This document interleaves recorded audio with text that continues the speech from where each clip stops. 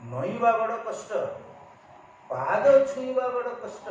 पाद गुरु को पाई केवल पाद, भगवान को सब, भगवान को मुख मन पकई पारे, भगवान का आखि मन पकई पारे, भगवान का हाथ मन पकई पारे, माँ मन पड़े कोल मन पड़ो,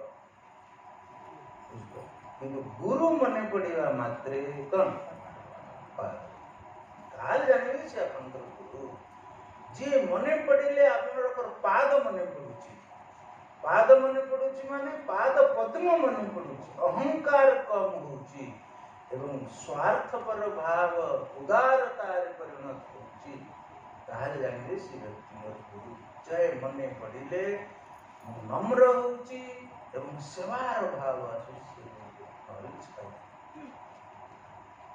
बहुत बहुत धन्यवाद। अब मैंने 3 दिन प्रोग्राम सब आसिले बर्तमान आरती करवा। गुरुरंग पद्मे